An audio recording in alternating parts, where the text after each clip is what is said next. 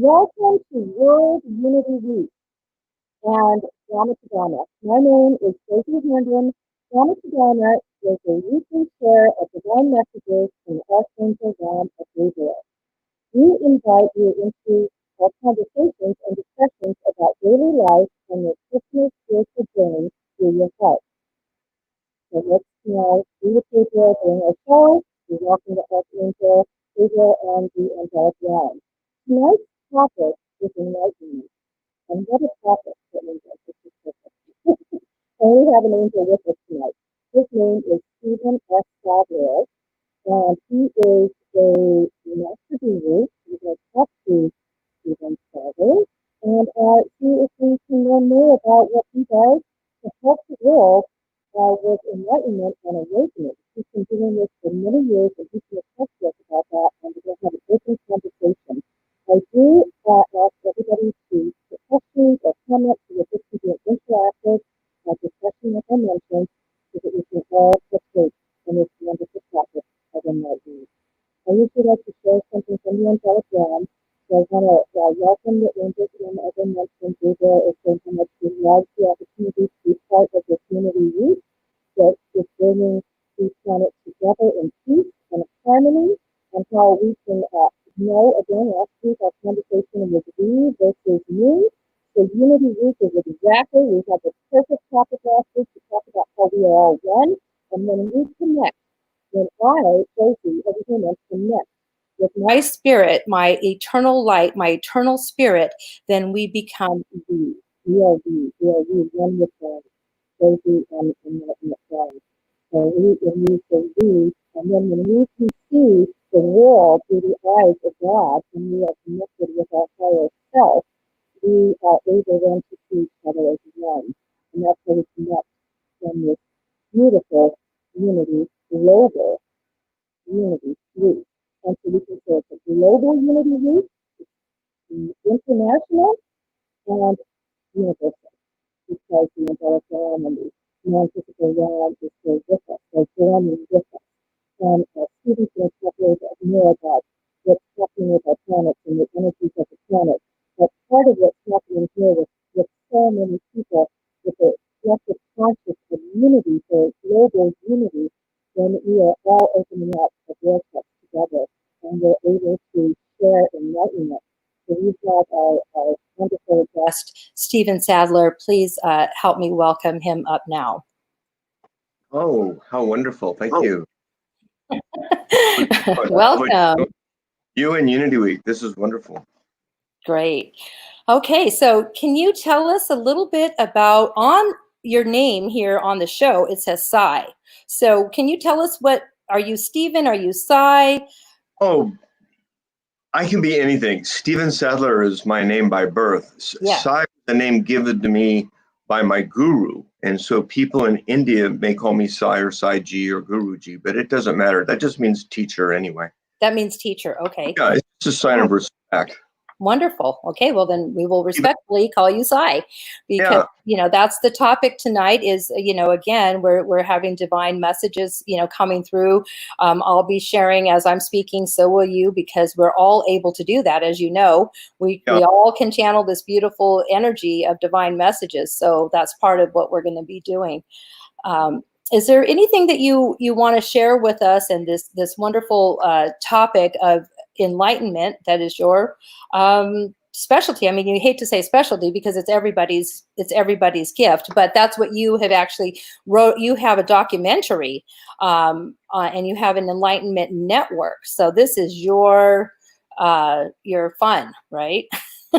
Yes. Well, it's my Dharma. This is your Dharma, right? I'm the drama, you're the Dharma. So share with us, please. Perfect timing, especially with what's going on in the world right now. Everybody has got a drama.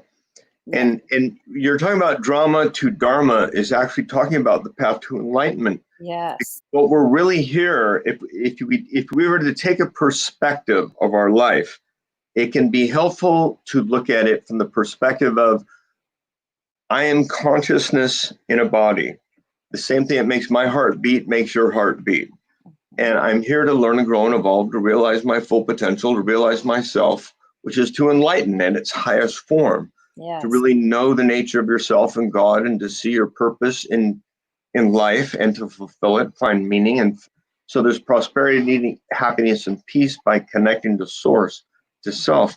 So the drama to Dharma is perfect because we all have drama. Drama's not bad. Right. Drama's That's what I say. It's life. Drama. It's us. It's our humanness. Yeah, it's teaching us. It's our teacher. It's like our teacher. If we go watch a movie, That's right. We learn something from the movie. That's what they say. We're like a movie, and we're the entertainment for the Dharma sometimes. No, I think life is a movie that we play on our. There's a projected holographic universe. It's created in our mind, and a big part of our enlightenment is understanding that. In fact, that's what's going from drama to Dharma. It's seeing that virtually everything we experience is teaching us something about ourselves, and all our life experiences are here to help us learn and grow and evolve. Yes, yes. Ultimately enlightened. We're already enlightened at some level. It's I like to call it opening the aperture of awareness to the full realization of ourself. There's a bliss there. There's a kingdom of heaven that lies within, and it's full. And a lot of people don't know that God's kingdom is here, isn't it, Josie? I mean, and what we're really doing is opening our hearts to receive the grace is another way to look at it, I think. Yes, absolutely. And remembering who we truly are and why we're here. So remembering also, I believe, when we get to that place of enlightenment or awakening, or just realizing who and why we're here. I think when we're born, we're born enlightened already. Babies are so beautiful, aren't they? They're just so pure light coming from the other side. And us mothers are the portals. My son calls me, he one year he said, "Happy Portal Day, Mom," instead of Mother's Day. Because I told the kids I'm their portal. Women are portals to come, to the enlightened beings coming in, and then and then comes humanity, like an hour later.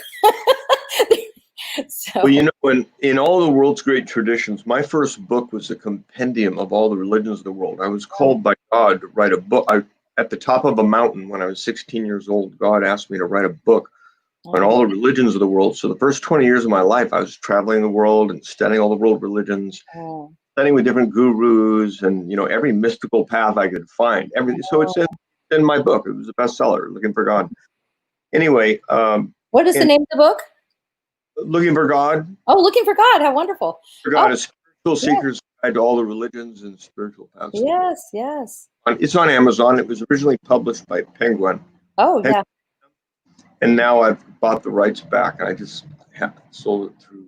Anyway, That's so that the idea is one of the beautiful things that was learned from all the traditions of the world is they're really all trying to teach us to look within and find ourselves, that our true nature is divine, but like we've been encapsulated in a ignorance. It's not that we're dumb; it's that we're still evolving as a species. And now there's this evolutionary leap that's occurring within the collective consciousness of mankind. They're aware that they're enlightening. They realize there's a higher self to it. And we're all finding it in different ways. It's an organic process. Well, isn't it interesting during this time of stay at home? I looked at the fact that we couldn't go to churches, synagogues, temples, and we had to be with ourselves. So therefore, we were kind of forced to just look at be within ourselves, come within ourselves, and go and search and talk to God directly. Because that's been my story, is I've always asked God questions, and since I was a child as well, I've always asked the questions, because I was raised Seventh-day, since all the religions, Seventh-day Adventist and Catholic. So you can imagine, I was very confused. So I knew in my heart that Jesus and God were just amazing, that they were loving, but everything I was taught, I was going to hell. And I thought, what am I going to do in hell if I just, ironed on Sabbath on Friday? I'm gonna have to learn more about something. So I kept asking questions since I was a child, and then I would receive the answers up until that's always been. So I have this personal relationship with God and with my higher self now, and with Jesus. I mean, I've always just kept it personal from asking questions directly and getting the answers, like you said. And that's part of what I like to talk about with our audience, is how, because people wonder, how do you do that? How do you get these answers? And I always say, just ask. Because the angels say, just ask, right? Ask and you'll get the answers. But if we look at other people for that guidance, at least it's been my experience most of my religious life, they always, it never made sense to me. I questioned them. I got in trouble all the time. I was in so much trouble because I would question the pastors and the priests and everybody and the sisters. That doesn't make sense. That doesn't make sense. Well, no, just go to church, do your thing, and you'll be fine. So, I would do that as well. But I would continue to ask questions about the religions. And then I found that I could, that really there was a difference between religion and spirituality. So I'm sure you must have found that. And then, like you said, most religions have that beautiful chord of people that are, have wonderful faith. They have faith, and they want more. They want to know. So a lot of those people are searching for more answers, and maybe not to say, not to go to church, because I still love church, but, I think now is a time when especially when there is no church, where we can ask more questions, right, and get more answers. Like you were saying, to look within. Mm-hmm. Which is really what the Self-Awareness Institute is, what we do, what yoga is, what I teach is know thyself, which is what Jesus taught, the Bible teaches, the Bhagavad Gita and the Buddha too. So it's like a universal understanding that there's something within each of us that is yearning to know itself, to really know who we are, why we were born, to know what we would call our spirit, right? Like we already are the spirit. Yes. We don't identify with our spirit, we identify with our mental programming, maybe. And so what happens in our process is a realization that we're not our own mind and our programs and our desires and aversions. We are, and this is a part of the Kabbalah too. When I was studying with Rabbi Berg, he was saying this is man's destiny to enlighten, to realize his true divine nature. He's been stuck in his animal nature, but through life experiences, your drama leads to your Dharma.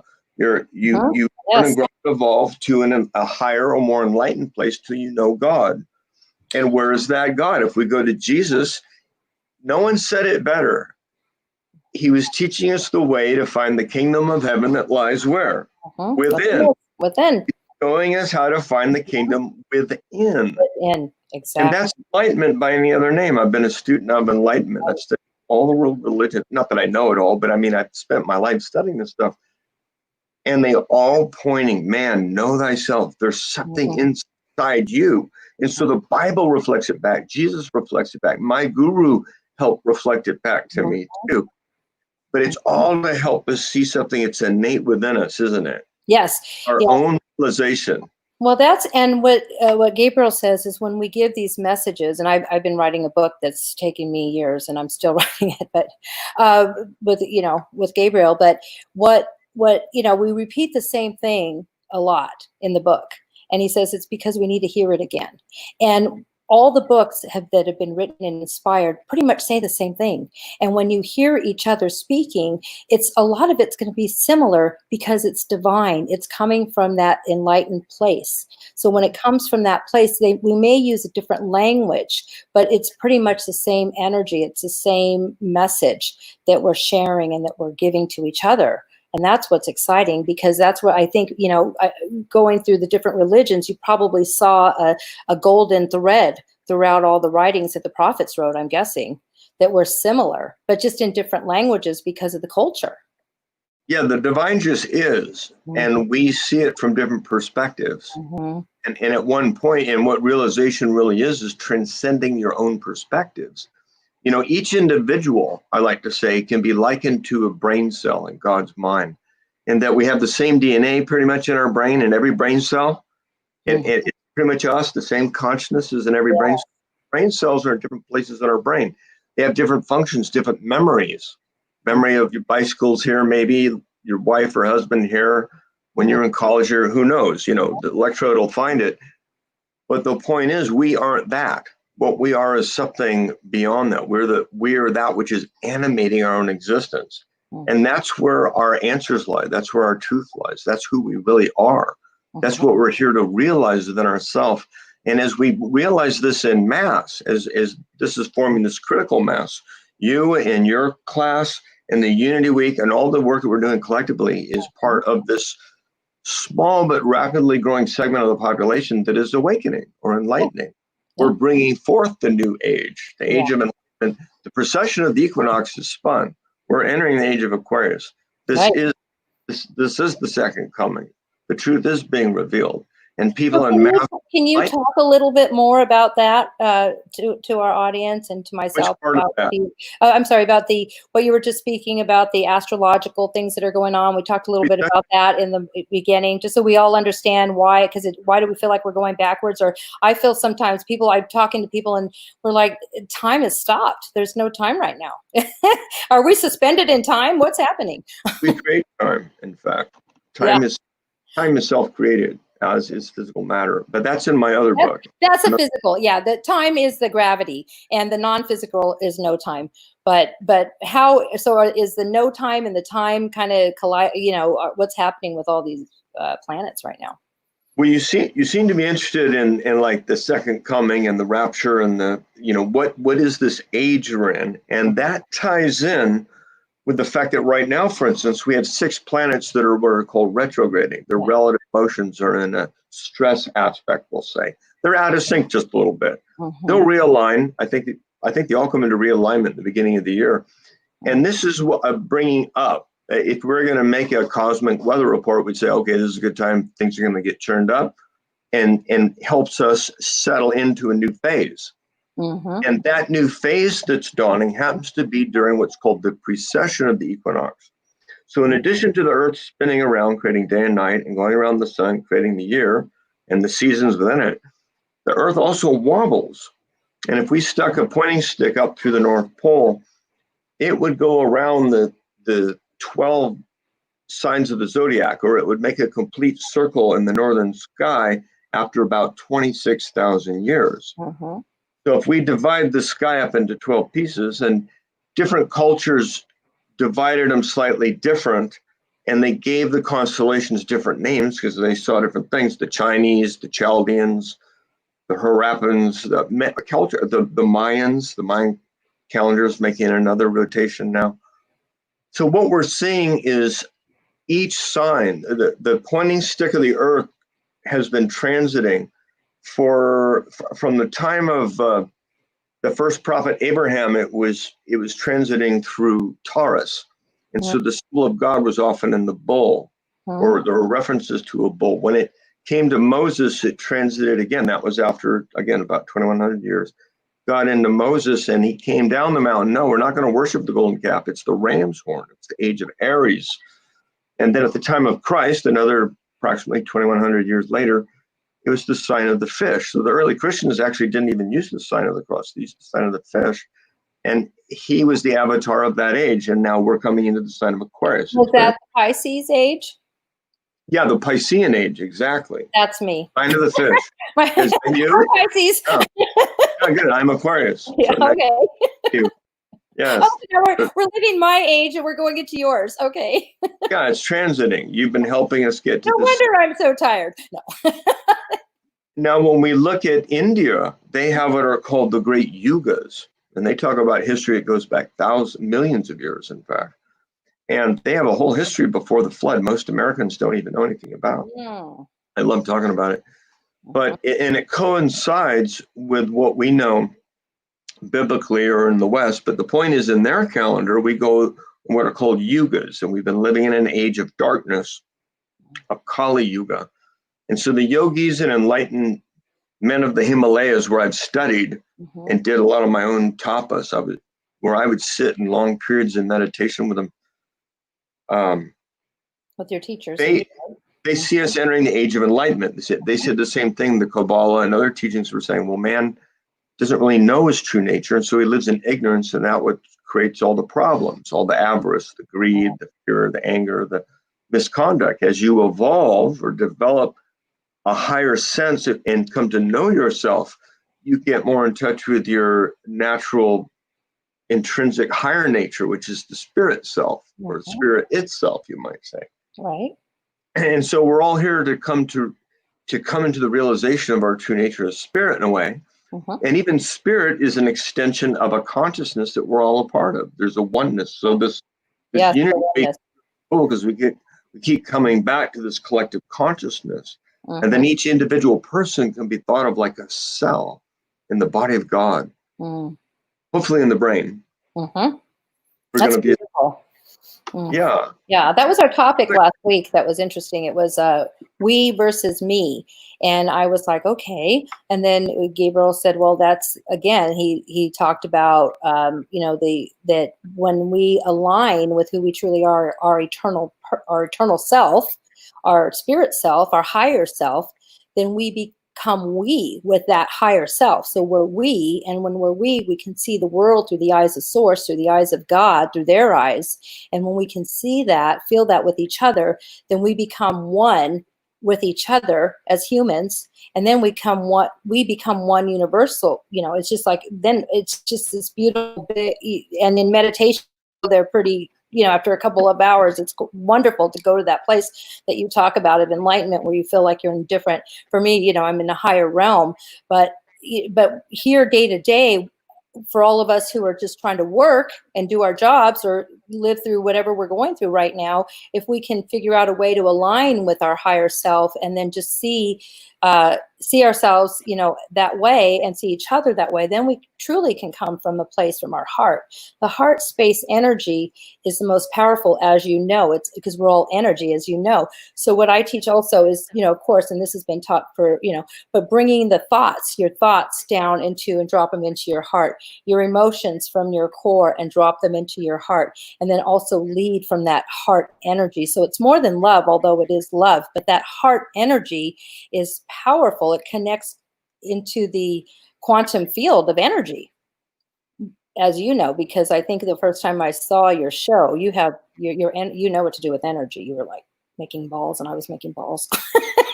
So that energy source. Most of my classes, we got students now all over the world, over 100 countries, and they've never met me in person, which is good because it's not me doing it anyway, as you know. Yes. But when we connect through energy, like if I put my hands up or through my eyes, I look and we share energy, it can actually take you, it can recalibrate you. So you can actually measure these states. As you probably know, you can move into higher vibrations. But a lot of people don't know how to go to the higher vibrations, or maybe they got to a certain level higher and they're blocked. So there's a way it's an infinite expanse into the love and the bliss. And so everybody's joining together now, and that's what's so exciting. Is we're all recalibrating, we're all awakening. Yes, everybody is. This was seen in the East and the West. We can see this truth coming through the biblical teachings, through Christ. We can see it through the Eastern teachings. That's all coming together now.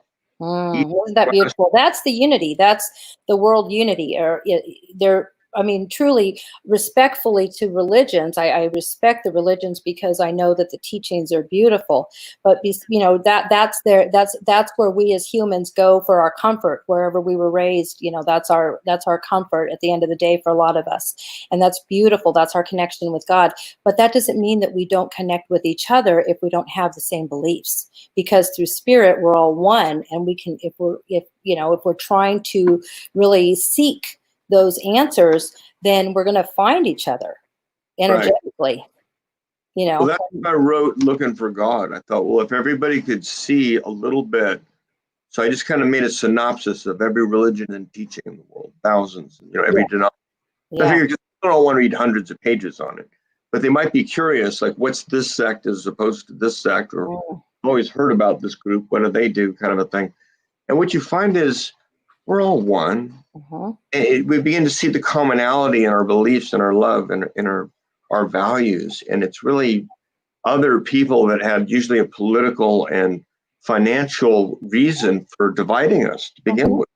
Right. And so a big part, I think, of our awakening is realizing that we've been subjugated by these other people, and people are waking up. That's what we see now with the pandemic, the planned riots, all the stuff that's going on. This stuff has been planned decades before. And I think more and more people have begun to start waking up to see this thing with a mask and all that. That was actually, this is a planned event. 10 years ago, they were talking about doing this, rolling out a coronavirus. And so now millions of people are kind of like going, they did? Really? And yeah, why, how come the rules keep changing? And what are the facts? And what is the true data? And so much of the media is meant to divide us and create friction between us, isn't it? But here, we're here to say, no, wake up. If you watch two channels, I feel like I'm in a different planet, depending on the news station. I'm like, are we all in the same place? Because the story is so different from the different channels. But yeah, it's interesting. I know from the drama perspective, from our physical realm, and your background is you have a master's in banking. I think I said. National Bank. Yeah. So what does that mean? You were a banker, or? Yeah. Oh, wow. And I worked for the government, the East-West, doing research for them as an economist, and I worked for Lloyd's Bank as an international banker. I also worked as an investment banker. I took companies public. I did mergers. I raised money. I did venture capital. I started some of the technology that we use right now, high stream digital conveyance through either microwaves or what we call orthogonal divisional multiplexing. So it was exciting. Oh yeah, and you have a sneak peek into, from a different perspective, what the financial world looks like, truly. High finance and how that controls things, right? There's a lot of high finance that I'm sure. Even governments are kind of held accountable by them. They owe so much money to them. The bankers control the world. I have a whole series on this, by the way. If anyone, I am a book on the subject. It's a little bit different from drama to Dharma, but we'll just consider that the drama part. Yeah, exactly. Because that's what's the third dimensional piece. The bottom line is this: there's a group of people that want to create a one world government, and they're close to getting it. And if they do, there'll be less freedom for us. And so people do need to wake up so that we keep our sovereignty and our rights and our ability to speak. As a group of people want to, they're shutting us up or trying to. And that's part of our awakening. That is I would say that's part of our awakening, and that's part of the cleaning everything up in a sense, because everything, I think, is going to be brought to the light. So whatever all of these things that have been happening historically, that's what Gabriel says, all of these things have been happening historically for thousands of years. And now we have so many humans on the planet that, boy, we bring all these humans together at one time. What energy and what kind of stuff can we think up, right? You can't even make the stuff up. Or maybe, like you said, they did make the stuff up. It's hard to tell when you're in the drama. But either way, this is where now, if we stay focused on where we are in our life with our families and sharing the light, then we can hopefully elevate each other, through these times, whether they're accidental times or whether they're created times. Either way, we're in these times, right? And nothing's an accident according to universe. So everything's in its time, and we've manifested everything through our collective conscious. So whatever it is, it's the time for this. And it's an interesting time. And definitely we can probably, like you said, go back and figure out where this all came from. But, and it's all human, by humans' thoughts and their design. And, it's evolution. Basically, we've evolved to this place. Forcing us to think about it. So it is waking us up. That's the good in it. It's all perfect. Yeah, it's all perfect. To happen so that we do wake up, so that we don't stay asleep. That's right. Actually, God's miracle unfolding, huh? Yeah, my drama part is being I can't read that one, is being a CEO. So I'm a CEO. I own a treatment center, a drug rehab center called Addiction Therapeutic Services. And I've been working in the field of addiction and behavioral health for 30 years in healthcare.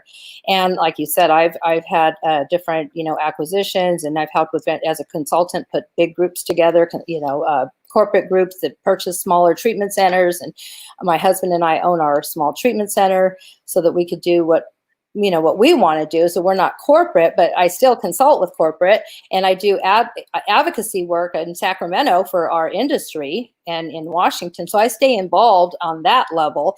And when I started this show, I think that's where the name came up with, where I came up with the name, or we came up with the name, is because it's like, how do you go from being a CEO and a professional in a field that knows you that way, and then bringing out your spiritual, your who you are? Because my friends, when they knew what I would do, they'd be like, Josie, when do you do this? Your spiritual work. I'm like, oh, at night. That's, my day job is being a CEO, and at night I play with the angels. And then, the angels are like, no, we have to integrate this every day with, with wherever you are. And so that's been an interesting thing. So some of my friends, a lot of our viewers from my show are professionals. I have my friend Renee, who's an attorney from, and she was on last week. She's an attorney from Chicago in our industry, a healthcare attorney, but she does inspired paintings right now that are divine. They're beautiful. And so her inspiration's coming out through her art. And then, I have other friends who we get together as women CEOs, and we talk about the work stuff, but we also do our spiritual. And then I do different things with them, mastering your intuition and so forth. And it's just such a breath of fresh air when we can bring this into the professional, because it's all the same. And if we separate it, then we're always going to be separate. It's always going to be the bankers are doing this, and then those of us who do spiritual work are way over here on the outlier. That's not the way it's going to be anymore. We're all integrated in together, and I think hopefully the executives are also waking. They're waking up now. Some of them are not, whatever, but they're actually somehow awakening. And everybody's evolving, whether we think they're evolving or not. If somebody's on a sofa watching TV all day, he's evolving somehow, because that's what we do. If we're alive, we're evolving. So it's interesting. Mm-hmm. Okay. Yeah. Yeah, it's just a different time right now, and but it's a beautiful time. Do you see any have you seen more illnesses that you've noticed, or energetically has this, because I've noticed a lot of people in my life, loved ones, they've been getting sick lately, and besides the coronavirus, but just cancers and different things. My husband's recovering right now from cancer. No, actually, I'm sorry to hear that. So Yeah. blessed. But, actually, no. And it's kind of funny. I feel bad because I think so much of this COVID thing was a pandemic, to tell you the truth. I didn't never gone for it, but I'm part of the surf community down here. We don't wear masks. I mean, you have to go to the bank, but yeah, we never. And I don't think the best way to protect yourself from a virus is to cover your face. You should be exposed to it, actually. The death are peanuts. So the point is that no, I haven't. Matter of fact, I made a point to drive to the hospitals to see what was going on, and they had no COVID patients. I think. Well, I know that in my realm here, my circle, my husband, he has cancer, so he's been doing cancer treatments. He actually got the coronavirus. He's a PA, he's a physician assistant, so he had seen a patient the last day before his cancer treatment, and that someplace in his treatment center, not our treatment center, it was a detox center. He got it, and he had it for 4 weeks. So that was, and then I've had other family members who have gotten it, who are nurses and so forth. So healthcare professionals a lot of my family are healthcare professionals, and they've actually been exposed to it. And then they brought it to my mother. I mean, my mom was at the house where my niece and nephew, but they all came through. It was like a really terrible flu, and they were very sick, but they didn't die. And so I thought and I have one of the shows where I talk about this. I thought I had it until I got my test that I didn't. And boy, what your mind can do. So because I'd been watching all that stuff on TV, I thought, oh my God, and I'm going to die here at my house by myself because I'm quarantined, and, I'll go to the hospital, and some, ventilator's going to blow up. And I'll be dead.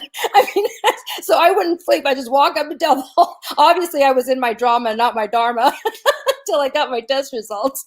But boy, can you go? Your mind could just say. I was feeling symptoms, everything. I was symptomatic until I got my test that I was negative, and then I was fine. Then I started doing my 3-mile walk.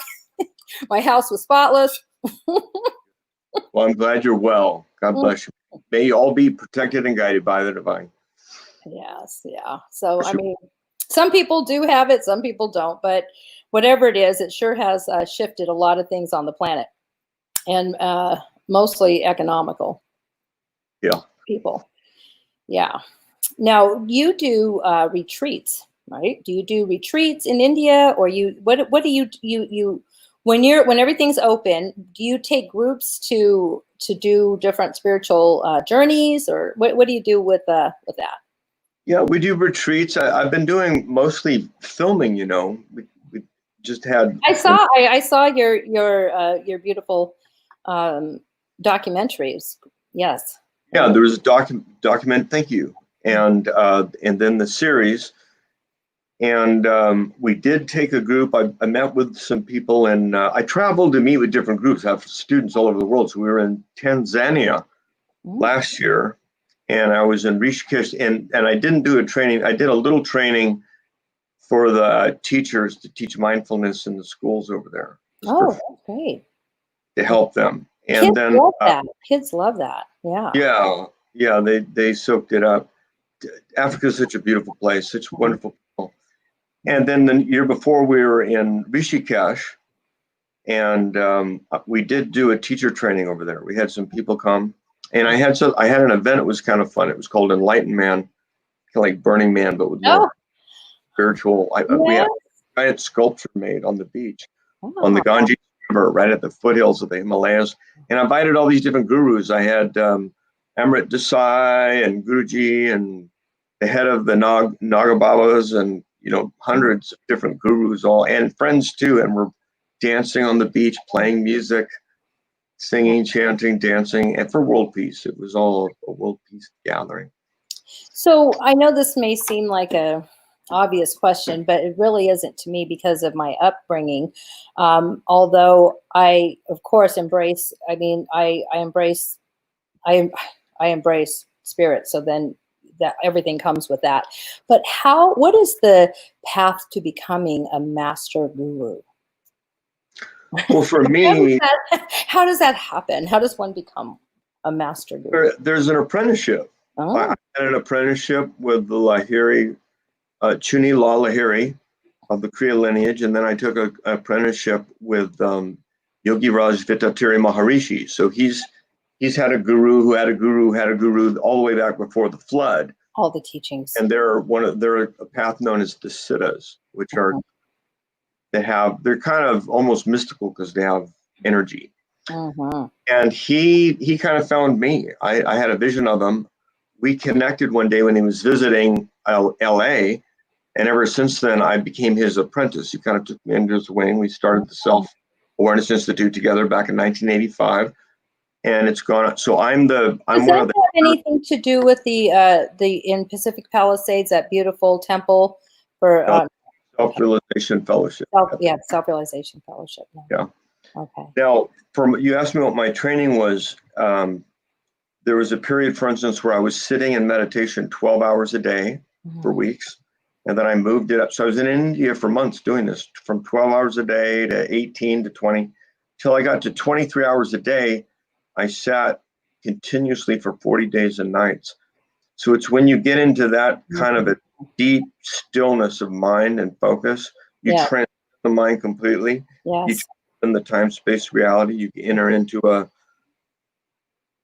I guess they would, there's really not a word for it, but a transcendental reality. Yeah. And so after it was established, then my guru asked me to teach. And that's how I started doing the Shakti Pot through teleconference and videos. And now we're trying it with media, because we can reach more people simply. Absolutely, you can, because if you can do it over the phone, and it's almost like distance healings, right? And distance prayers and things like that energetically. But you can do it over any source, really, that will share. For 20 years, I've been doing teleconferences, and I've never physically seen the student, but they connect energetically. We all kind of go into a higher state. Do you know Dr. Hawkins' work, The Recalibration of Consciousness? No. David Hawkins. Anyway, he's a psychologist that explains that when we're in different states, there's different vibrations in our body. So humans actually conduct at different levels depending on the emotional state, the situation they're in, how their mind is reacting, how conscious they are.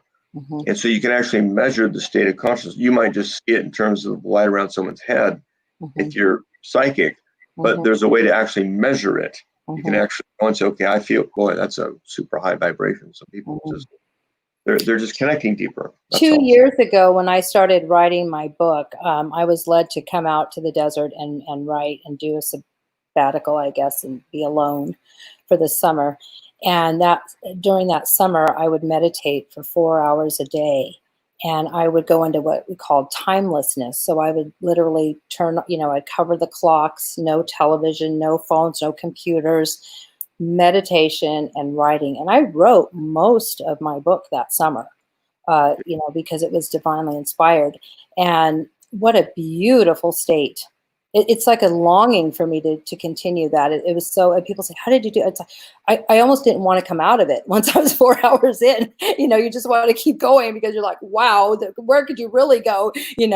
But I understand that from a smaller level of, meditating. And I just love just getting into that zone. I could just like drop in. I feel like I could just drop in there and I just go, wow, it's so beautiful.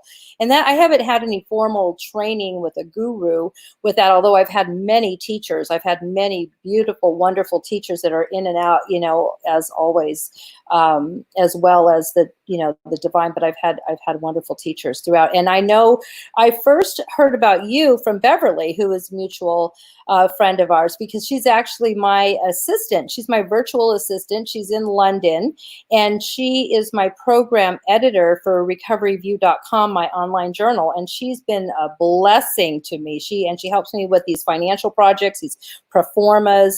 Her and I are working on these big projects, and she can just, and so her and I would be talking on Zoom and working on Zoom, and she just kept saying, you need to meet my teacher. I'm like, oh, okay. And then she said, I think you should have my teacher on your show. And then Debbie had you, and I saw you that day, and I'm like, great. So that's the universe working, because I'm sure you're familiar with Beverly. She's one of your students. Yeah. English Bev. Yeah. She's amazing. Walker. She's been such a wonderful, a blessing to my company for my, to help me. It's hard to do all these things. Lucky. You're lucky to have her. Yeah, I am. Oh, I am. I don't have to, I just have to tell her a couple times, whatever. We just get on a little Zoom. Next thing I know, she has all my reports for me. It's amazing. Right. But, so she did share, I would start talking, and then she'd be like, wow, that's great. You need to meet Stephen. So. Yeah, she was excited. She sent me a line too. See, she was here in Laguna for a long time now. That's what she said. She wants to come back. So she's looking I know. back. Yeah. I mean, who doesn't want to be in Laguna? Over. What? Oh, who doesn't want to be in Laguna? It's beautiful, perfect weather all the time, like Malibu. Hard to beat Laguna. Yeah. And I have a friend, she's going to be my guest next week. Her name is Gina Tabrizi, and she's a local therapist, and she owns her and her husband own a practice called Harmony Hills, and they live in Laguna. Very good. Yeah, 2 weeks in, and she could only do 6 o'clock. So it's like, what is up with everybody in Laguna can only do 6 o'clock? All right, since I did it this week, I'll do it next week for Gina. But she's amazing. She's a therapist and also does a lot of inspirational work, and she's very intuitive. So, yeah. Well, is there anything else that you'd like to share with our audience? And I'm going to ask Debbie right now if she can pull up any questions, if we've had any questions from the audience for you, because she's able to check out the comments and so forth. I think I've thought of some pretty good ones. Okay. Well, to answer your question, I think as a parting question to the audience is really to take advantage of the time we have. While there's this kind of interning, go within and find yourself and use whatever tools you're drawn to. But there's an opportunity for everybody listening to take their own spiritual development up another notch, you might say, to just go a little bit deeper, feel a little bit more love, and just feel more love for all the people in the world that are hating right now. Can we end with a prayer for world peace? We just picture a world that loved each other, that could heal, move over the race and the craziness on the media, how they're provoking anger and divide, and send love to all the leaders of the world. Whether, let's get away from loving and hating presidents and prime ministers in general, and people in general, and just, not that any of us is perfect, but the point is to love. It's not to be in the judgment space, but a place where we feel compassion for all, and we realize that those that aren't in love are simply an illusion. They're We're not connecting to source. So let's feel enough love. Let's create enough light that they too get lit up. Let's feel enough love in our heart that they too are inspired and they can join us in this wave of love that is spreading throughout the collective consciousness of mankind. Amen. Amen. That's beautiful. When you can come from that place without judging or putting, what Gabriel says is we're all mirrors. So as soon as I start talking about maybe somebody I don't agree with in the political realm, it's like, okay, what part of that person am I? Am I bossy? Do I tend to be bossy? Do I tend to be what? So, we just kind of come from that perspective and knowing that we're all here and we knew what we were coming into before we came. So some people are kind of the fall guys in a lifetime, because if we're one together when we transition from here, then there is no right or wrong. We all just go back into the light, and we have our roles here on the planet, and that's interesting, for some people to be. We have this moment, and so the question is, what are we going to do with this moment? Are we going to connect with source, connect with the divine, be present, feel that love, let it out for what we think and say and do? Or are we going to forget? Or are we going to ignore? Or are we going to deny that presence that's living kingdom right here? It's just waiting to observe it, to be in it. But the mind wants to run away with a drama, or something that can keep us from living in what I would call reality. We can get caught up in the machinations of the mind. Yeah, because basically right now we always, Gabriel says that being in the now is not a philosophy currently. That's all we have. Every time we try to move forward to do something, we're being forced back. And whether however that is, but we're just being forced truly to be right now. Even though, for a lot of people, we practice it and there's writings about it. But I think as humanity, we are kind of forced right now just to have right now. I know for myself, anytime I try to make any future plans, it's just not happening at the moment. There's nothing that I can plan. Everything's just now. It was maybe a fun idea, but not really because it just didn't work out.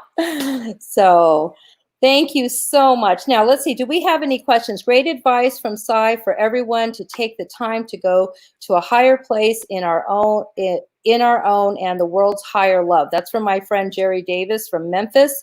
And so she loved your message. Thank you. And then we have Carly who gave and Debbie saying beautiful. My friend Carly was talking earlier about how awesome God is, more readily available to people. And he's always here for us. So we just, there's a lot of different, I don't know. I think all the philosophies are kind of going through the window right now because there's nothing that seems real. And that's kind of fun too, because we all have a new playing field, I think. And all those wonderful teachings that how much fun was that? Thank you for doing your book to help us find God and kind of answer some of the questions that I think a lot of us have. I know I had many growing up about what was the difference. So, and I just asked directly to God and somehow he gave me my answers. And I'm sure that's probably what it comes down to at the end of the book. It's like, let's just ask ourselves, we're all, so thank you. And I know to be respectful of your time, I want to, thank you for being part of our show. And I know you're going to go on to your next show and continue to bless the world with your presence. And I look forward to seeing you again. Thank you, Debbie. And thank you, Unity Week. Great job, all you guys. Yes. Thank you. All righty. Okay. Let's see if I can press the button. Yeah. Oh, was I supposed to take you down? Sorry. Okay. Well, that was Sai. That was Stephen. That was a very interesting discussion. He was my first master guru that I've had on the show. And that was very enlightening. Especially to have somebody who has actually researched all the religions. I know that when you go to you're a PhD in philosophy, you do that, but to take it beyond that and walk the world to get the answers on how to find God, what a wonderful experience that he was able to have. I know I've always wanted to go to the spiritual hotspots. I call them the spiritual hotspots. So You know, someday maybe I'll be able to do more, and I've done many. But what Gabriel's saying is that the spiritual hotspot is right here where we are. We have that within us. We have that in our homes. We're all at home right now, like we were talking about earlier. And if we can take the time to use some of the tools that that Sai was talking about, and if you have a meditation practice or a yoga practice, or you can go to the Gaia channel, and I know there are a lot of yoga classes there if you haven't started that yet, and just get connected with your chi, and you know, through that practice to try to find those higher answers. You can do it through practice, or you can just ask, simply ask, you know, what's going on, God? What do you have for me today, Lord? What do you have for me today, angels? All we have to do is ask, they say, and then they'll give us the answers. So I definitely encourage everybody to do that, to just ask the questions that you have for yourself, for your loved ones, and for your self-care during these times. And we talk about this every week, about maybe turning off the television if you have it on quite a bit. I know for myself, when I watch the TV, it actually brings fear into my spirit. It takes me further away from my true self. So this week I've had the TV off again, and it's been beautiful, because I can just stay focused on my family and what's important to me. And then, you know, I try to check it out a little bit so I know what's happening. I know somebody will tell me if there's something big I need to know, but otherwise I keep prayer for the world and for our unity. So I think that this is a great opportunity that we've been able to join with the World Unity Week and our message. And I want to thank World Unity for allowing us to be part of their platform today. I know it's gone out to many different stations, and I'm not sure if it's not like television stations, but there are lots of different platforms. And again, I'm just learning about how to do all of this online. So my language is still a little bit, you know, but I want to see, Debbie, were there any questions from the audience, or do you have any questions for me? Last week, I know I missed several questions. So if there are any, if you can pop them up, and then I can try to see if we can answer them. We're down to our last couple minutes. So I'd like to take this time now to thank our sponsors. Before we do a closing meditation or prayer, I want to thank Addiction Therapeutic Services. That's my treatment center, and they are wonderful sponsors for my show. And we have the banner there. So if you know, and actually it's Advanced Therapeutic Services, we have behavioral health and addiction services. If you know anybody that's suffering from behavioral health problems, anxiety, depression, you can call us, or any type of addiction. That's what we specialize in. I've been doing that work for 30 years. And if we can't help you in our area, we will help you find somebody that can. I have a lot of different contacts nationally and internationally as well. So we want to thank the ATS for that. And of course, Spirituality Gone Wild, Debbie, who helps me put these shows together every week. So thank you again, Debbie. And just as a recap for tonight, it's just what a blessing it was for me to have have Stephen on the show, and for me to be reminded again of that wonderful awakening energy that we all have, and how we can tap into that source energy. And you can look in, you know, in within yourself to find, as Stephen said, the kingdom of heaven. So we can find our enlightened beings, our enlightened self, when we can look within and know that we are perfect right now in God's eyes, and always, even though sometimes we don't feel perfect, but we are perfect. And I want to thank you for sharing this time with me. And next week, we're going to also be early. We're going to be at 6 o'clock because, as I mentioned, my friend Gina Tabrizi is going to be our guest, and she's also from Laguna. And our topic is going to be mastering your intuition. And that's a workshop that I do. And she loves the topic. Her and I have done different workshops together. So we're going to talk about mastering your intuition and how you can tap into that intuition, whether you're already, you know, just on the verge of knowing where you need to go, and you might have some questions about, what does that mean? Is this intuition, or is this just my thoughts in my mind? And sometimes, you know, just knowing that you follow that intuition and it's true. So we're going to talk about that next week. And I just want to end this with a beautiful thank you to God, and thank you to Heavenly Father for tonight, and to higher source, he who has no name and he who has every name. And I want to thank Gabriel, who's always here with me, and the Archangel realm. So thank you, Heavenly Father. Thank you to our viewers. And until next week at 6 o'clock, we'll see you then. Thank you. Bye-bye.